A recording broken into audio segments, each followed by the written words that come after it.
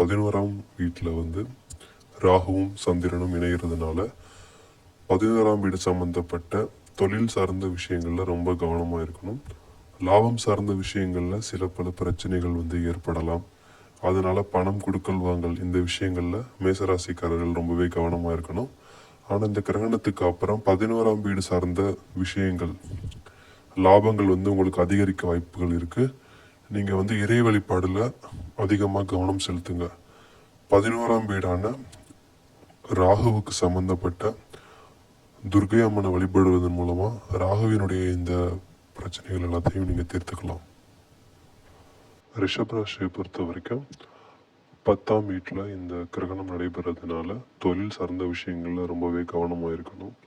தந்தையாருடைய உடல் நலத்தில் அக்கறை செலுத்துங்க. அடுத்ததாக பார்க்கணுன்னா உங்களுக்கான இந்த 10ஆம் வீட்டில் நடக்கிற இந்த சந்திர கிரகணம்ங்கிறது உங்களுடைய வாழ்க்கையில் நிறைய மாற்றங்களை வந்து ஏற்படுத்தும். குறிப்பாக வந்து தொழிலில் வந்து மாற்றத்தை ஏற்படுத்தும். இடமாற்றத்தை கூட ரிஷபராசின்னு எதிர்பார்க்கலாம். ஆனால் 10ஆம் இடத்துல சந்திர கிரகணம் நடக்கிறது அப்படிங்கிறது நல்ல விஷயம்தான். சில நேரங்களில் சில பிரச்சனைகள் வந்தாலுமே கூட தொழில் ரீதியில் நீங்கள் கொஞ்சம் கவனம் செலுத்தினீங்க அப்படின்னா மிகப்பெரிய அளவிலான முன்னேற்றத்தை இந்த சந்திர கிரகணம் கொண்டு வந்து கொடுக்கும். தந்தையின் உடல்நிலையில் மட்டும் கொஞ்சம் அக்கறை செலுத்தணும். மற்றபடி இந்த சந்திர கிரகணம் ரிஷப ராசி அல்லது ரிஷப லக்ன நண்பர்கள் எல்லாருக்குமே வந்து ரொம்பவே சிறப்பாகவே இருக்கு. மிதுன ராசியினருக்கு இந்த சந்திர கிரகணம் 9ஆம் வீடான கும்பத்தில் நடைபெறுது.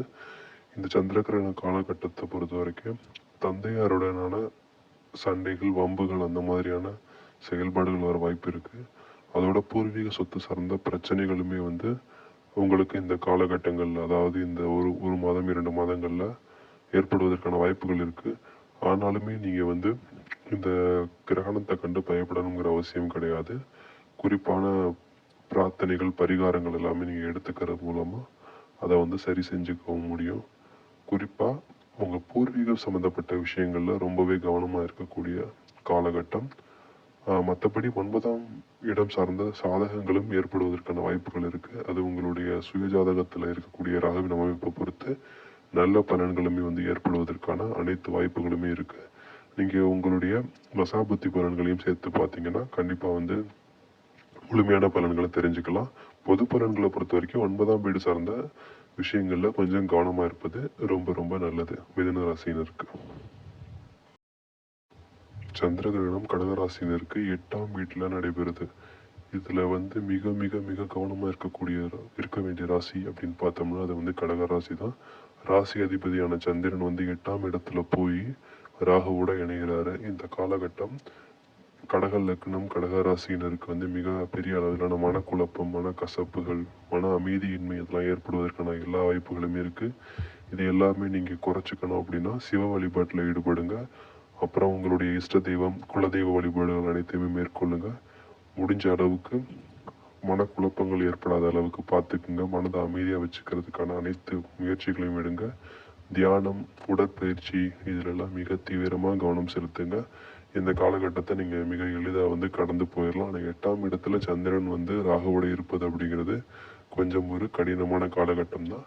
உங்களுடைய தசாபுத்தி நல்லா இருக்குது அப்படிங்கிறப்போ எந்த ஒரு பிரச்சனையும் இல்லாமல் எளிமையாக கடந்து போயிடலாம். தசாபுத்தியும் சரியில்லை, இப்போ இருக்கக்கூடிய இந்த கோச்சாரம் இரண்டுமே வந்து பாதிக்கப்பட்டிருந்துச்சுன்னா விளைவுகள் கொஞ்சம் கடுமையாகவே இருக்கும். அதனால் முடிஞ்ச அளவுக்கு மிகவும் எச்சரிக்கையாக இருக்க வேண்டிய ராசி அப்படின்னு பார்த்தோம்னா கடக ராசி, கடக லக்னத்தினர் மிக மிக கவனமாக இருக்க வேண்டும்.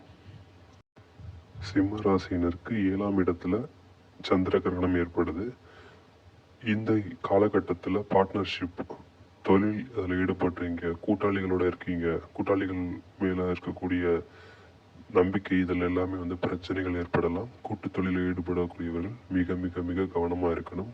அதே போல் வாழ்க்கை துணையுடன் கூட சில பல பிரச்சனைகள் ஏற்படலாம். ஆனால் உங்களுடைய சுயஜாதகத்தில் 7ஆம் இடம் பாதிக்கப்பட்டு இருந்துச்சுன்னா மட்டும்தான் இந்த மாதிரியான கெடுபலன்கள். மற்றபடி நல்ல தசாபுத்தி நடக்குது அப்படிங்கிறப்ப பெரிய அளவிலான பாதிப்புகள் சிம்ம ராசியினருக்கு இருக்காது. சிம்ம ராசியினருமே கூட சிவ வழிபாடு வந்து ஈடுபடுவதன் மூலமாக இந்த பிரச்சனைகளை குறைத்து கொள்ளலாம். குறிப்பாக வந்து ராகு சார்ந்த பிரச்சனைகளுக்கு நீங்கள் மேலும் கூடுதலாக துர்கை அம்மன், உக்கிர தெய்வங்களாக இருக்கக்கூடிய நரசிம்மர் இவங்க எல்லாமே வழிபடுவதன் மூலமாக இந்த மாதிரியான ராகுவினுடைய தாக்கத்திலிருந்து நீங்கள் விடுபட்டுக்கலாம். கன்னிராசினரை பொறுத்த வரைக்கும் இந்த சந்திர கிரகணம் 6ஆம் வீட்டில் நடக்கிறதுனால 6ஆம் இடம் சார்ந்த நோய், வழக்கு, வம்பு இந்த மாதிரியான விஷயங்களில் சில பிரச்சனைகள் ஏற்படலாம். குறிப்பாக உடல் நலத்தில் கன்னிராசியினர், கன்னி லக்னத்தினர் கவனம் செலுத்த வேண்டும். தேவையில்லாத வீண் வம்பு வழக்கில் போய் மாட்டிக்காதீங்க. பிரச்சனைகள் எதுவும் இருந்தாலும் பொறுமையாக பேசி தீருங்க. கடன்கள் இருந்தாலும் அதை முறையாக அடைப்பதற்கான முயற்சிகள் எடுங்க. முடிஞ்ச அளவுக்கு தேவையில்லாமல் சண்டை போடாமல் தவிர்க்கிறது நல்லது. கன்னிராசி, கன்னி லக்னத்தினருக்கு வயிற்று கோளாறுகள், வயிறு சார்ந்த உபாதைகள் ஏற்படுவதற்கான வாய்ப்புகளுமே இருக்குது. மற்றபடி போட்டித் தேர்வுகள் இருக்கவங்க, கவர்மெண்ட் எக்ஸாம் படிக்கிறவங்க இந்த முயற்சிகளை இந்த காலகட்டத்தில் அதிகப்படுத்தினீங்க அப்படின்னா மிகப்பெரிய அளவிலான வெற்றிகளை நீங்கள் எடுத்துக்க முடியும், ஜெயிக்கவும் முடியும். குறிப்பாக நீங்கள் துர்கை வழிபாடு, நரசிம்மர் வழிபாடு செய்வதன் மூலமாக இந்த காலகட்டத்தை மிக எளிதாக கடக்கலாம். ஆனால் உடல் நலத்தில் மிகவும் அக்கறை தேவை கன்னி ராசி, கன்னி லக்ன அன்பர்கள்.